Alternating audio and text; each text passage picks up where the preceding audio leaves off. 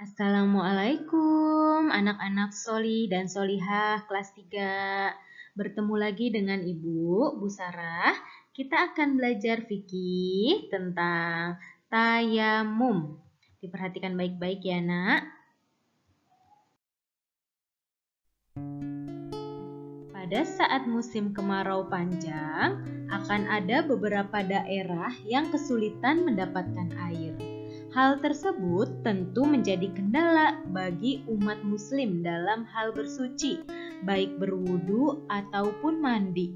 Akan tetapi, Allah memberikan keringanan bagi kaumnya apabila mengalami kejadian seperti itu. Umat Islam dapat mengganti wudu ataupun mandi dengan bertayamum. Apa sih pengertian tayamum itu?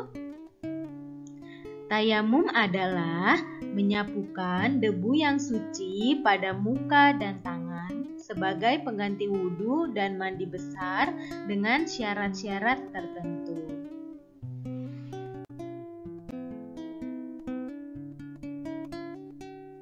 Berikut syarat-syarat tayamum. Yang pertama, tidak ada air. Tidak adanya air untuk berwudu atau mandi, diperbolehkannya seorang muslim melakukan tayamum dengan tanah. Namun, ketiadaan air itu harus dipastikan terlebih dahulu dengan cara mengusahakannya, baik dengan cara mencarinya ataupun membelinya.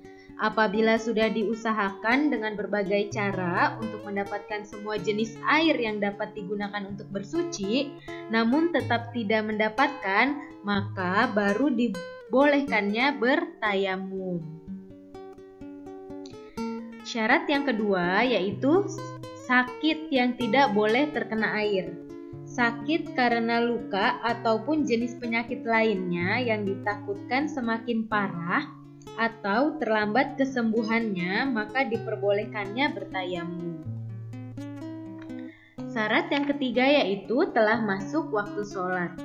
Ketika waktu sholat habis, meskipun air tersedia, namun jika berwudu ditakutkan waktu sholat habis, maka boleh bertayamum. Yang keempat, memakai debu yang bersih. Tanah yang digunakan untuk tayamum adalah tanah atau debu yang suci dari najis.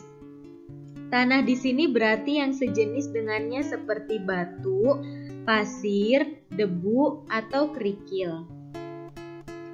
Syarat yang kelima yaitu dalam perjalanan jauh.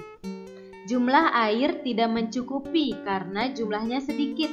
Kondisi ini tidak berarti tidak ada air, namun ada air tetapi hanya cukup untuk diminum atau untuk keperluan lainnya, misalnya dalam pesawat, kereta api, atau sedang dalam kapal laut. Syarat yang keenam, karena sulit mendapatkannya. Kesulitan mendapatkan air bukan karena tidak ada, tetapi ada hal lain yang lebih besar bahayanya. Misalnya takut barang-barangnya hilang atau kehilangan nyawa karena mencari air. Contohnya, ada air tapi di dalam jurang yang dalam yang harus diambil dengan menuruni tebing terjal. Atau contohnya lagi, ada musuh ataupun hewan buas yang menghalangi antara dirinya dengan air.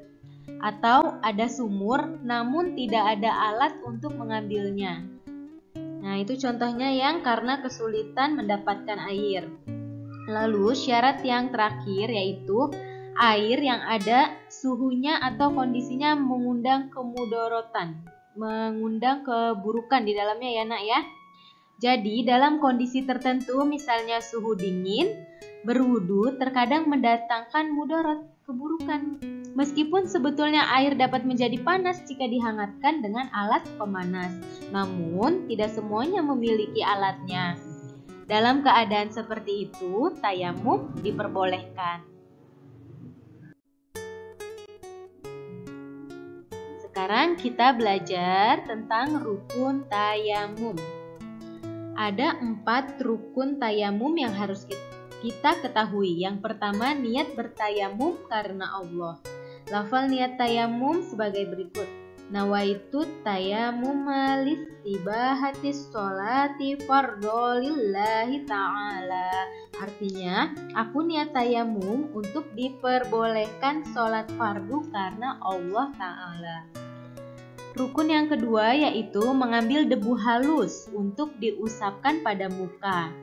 Rukun tayamum yang ketiga, mengusap kedua belah tangan hingga siku dengan 2 kali usapan dengan debu tersebut. Dan rukun yang terakhir yaitu tertib atau berurutan.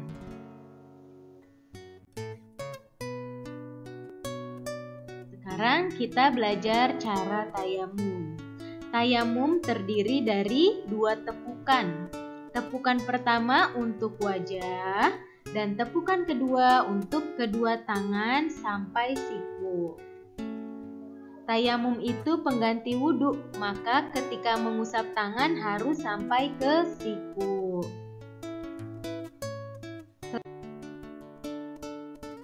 Ya, kita akan belajar sunnah-sunnah tayamum.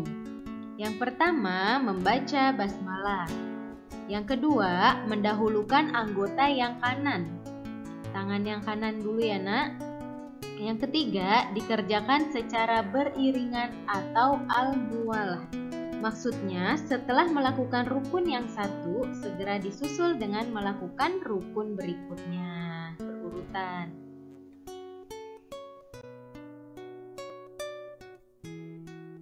Selanjutnya, kita belajar tentang hal-hal yang membatalkan tayamum. Yang pertama, segala yang membatalkan wudhu juga termasuk membatalkan tayamum. Yang kedua, ditemukannya air. Apabila ditemukan air, tayamum menjadi batal dan harus berwudu dengan air. Yang ketiga, hilangnya penghalang. Apabila halangan untuk mendapatkan air sudah tidak ada, maka tayamumnya batal.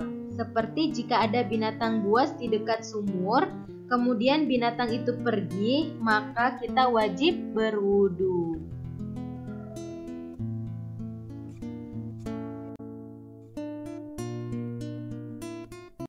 Alhamdulillah, syukron, jazakumullah khairan kasiron kepada anak solih dan solihah kelas 3. Kalian telah mendengarkan penjelasan dari Bu Guru. Semoga bermanfaat ya nak, dan kalian paham dengan pelajaran tayamum. Kita bertemu lagi di pembelajaran berikutnya. Tetap semangat belajar ya nak. Wassalamualaikum warahmatullahi wabarakatuh.